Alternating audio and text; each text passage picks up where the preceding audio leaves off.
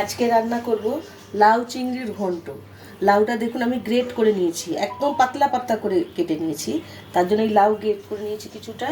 আর লাগছে গোটা লঙ্কা, তেজপাতা, নুন, হলুদ, কালো জিরে, কাঁচা লঙ্কা আর চিংড়ি মাছ, একটু মিষ্টি। লাউতে একটু মিষ্টি দিতেই হয়। আমি গ্যাসটা জ্বালিয়ে নেব এখন। এটা সর্ষের তেলে রান্না করব। আমি এখন ওই কড়াইয়ের মধ্যে সর্ষের তেল দেব।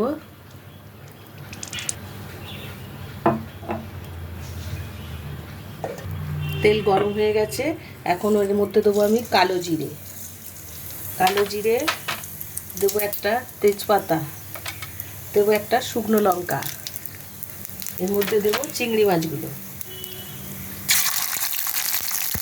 লাউ চিংড়ির ঘন্ট। এখন দেবো আমি কাঁচা লঙ্কা। বেশি মশলা দিয়ে হয় না এটা, কিন্তু খেতে খুব টেস্টি। একটু নুন দেবো আর সামান্য হলুদ গুঁড়ো দেবো। দেবো চিনি একটু দিয়ে দিলাম, বেশি করে 1 চামচের মতো চিনি দিয়ে এটা ভালো করে নেড়ে চেড়ে আমি লাউটা এর মধ্যে ঢেলে দেবো।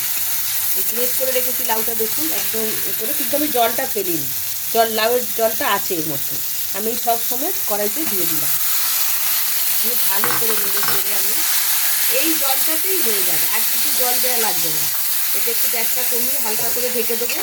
এবার ভালো করে নেড়ে চেড়ে সিদ্ধ হয়ে গেলে খুলে দেখবে। আমি একটু 2-3 মিনিট ঢেকে রাখবো গ্যাসটা কমিয়ে।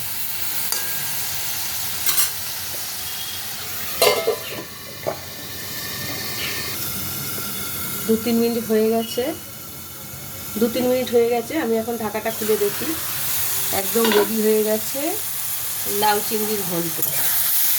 দেখুন এরকম মাখামাখাই হবে ঘন্টটা, খেতে খুব স্বাদ হয়। কিন্তু অল্প জিনিস দিয়ে, কাঁচা লঙ্কা, নুন, মিষ্টি, আমি কিন্তু কোনো মশলা দিইনি। আমি এখন গ্যাসটা বন্ধ করে নামিয়ে নেব।